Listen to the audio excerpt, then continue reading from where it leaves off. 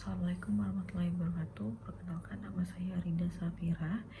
Sekali ini saya akan mempresentasikan eh, tugas saya, yaitu yang berjudul Sosiologi Politik. Di sini saya akan menjelaskan tentang pengertian sosiologi. Pengertian sosiologi itu sendiri yaitu merupakan ilmu pengetahuan yang mempelajari jaringan hubungan antara manusia dan masyarakat, di mana sosiologi itu adalah masyarakat sebagai kompleks kekuatan, hubungan, jaringan, interaksi, serta kompleks lembaga atau penata. Di sini saya juga akan menjelaskan tentang pengertian politik. Nah, politik sendiri itu yaitu proses pembentukan dan pembagian kekuasaan dalam masyarakat yang antara lain itu berwujud proses pembuatan keputusan, khususnya dalam negara. Di sini merupakan penggabungan dari hakikat politik yang dikenal dalam ilmu politik.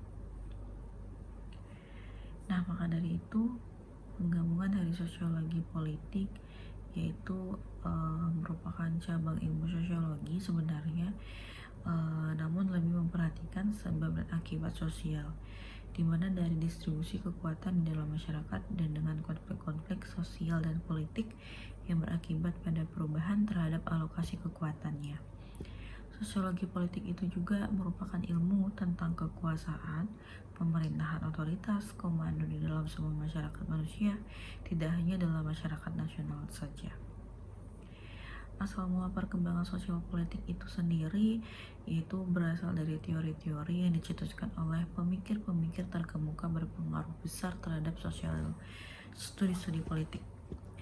Maka tidak heran muncul studi-studi yang dapat digolongkan dalam bidang sosiologi politik itu sendiri. Ada dua tokoh besar yang bisa dianggap sebagai bapak pendiri sosiologi politik karena karyanya yang sangat berpengaruh terhadap perkembangan sosiologi politik itu sendiri, yaitu metodologi dari Karl Marx dan Max Weber. Di sini saya akan menjelaskan sedikit tentang keterkaitan sosiologi dan politik.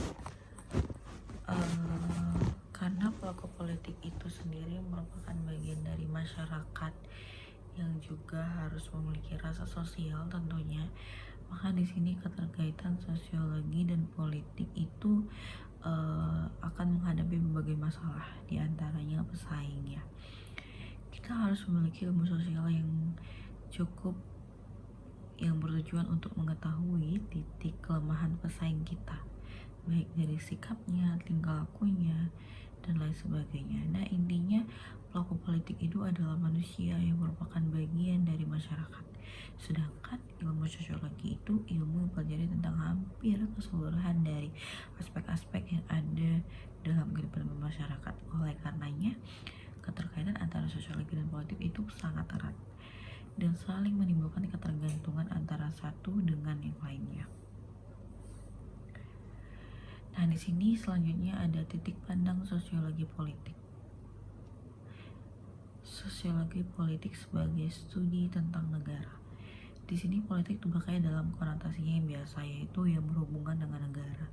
Kata negara itu sendiri mengacu pada kategori khusus dari kelompok-kelompok manusia atau masyarakat.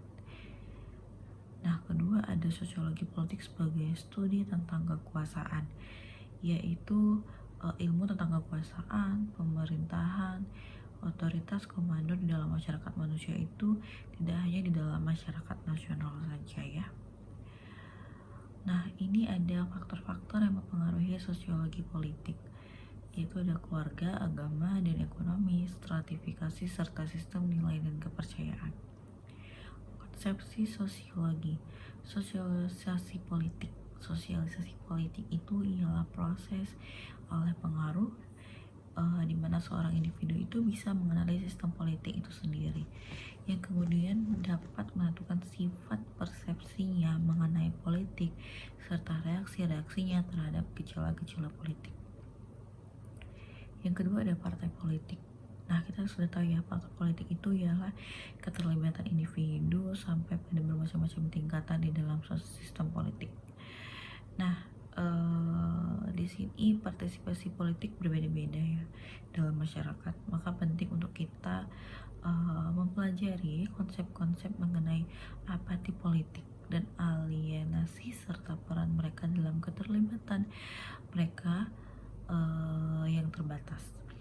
Dan partisipasi bisa menemukan motivasi untuk meningkatkan partisipasinya, termasuk di dalamnya tingkatan paling atas, dan partisipasi dalam bentuk pengadaan bermacam-macam tipe jabatan. Yang ketiga ada perekrutan politik. Perekrutan politik itu adalah proses di mana individu menjamin dan mendaftarkan diri untuk menduduki suatu jabatan. Nah, ini dia yang kita sebut sama pemilu misalnya ya. Nah, perekrutan sendiri itu merupakan proses dua arah yang sifatnya itu formal maupun informal. Dikatakan formal itu apabila individu direkrut dengan terbuka melalui cara institusional. Namun dikatakan informal apabila dia direkrut secara sendirian tanpa memiliki cara institusional. Komunikasi politik. Komunikasi politik itu memainkan peranan penting dalam sistem politik komunikasi yang menentukan elemen dinamis dan menjadi bagian menentukan apakah sosialisasi politik itu layak dalam perekrutan politik. Nah, kesimpulan saya yaitu dapat kita simpulkan bahwa sosialisasi politik adalah suatu proses pengenalan terhadap sikap dan nilai politik yang terdapat dalam masyarakat, di mana gunanya itu untuk sebagai peranan ya tertentu di dalam masyarakat dan mencari keseimbangan dalam masyarakat tersebut. Oke, terima kasih. Wassalamualaikum warahmatullahi wabarakatuh. Tadi adalah presentasi dari saya. Terima kasih.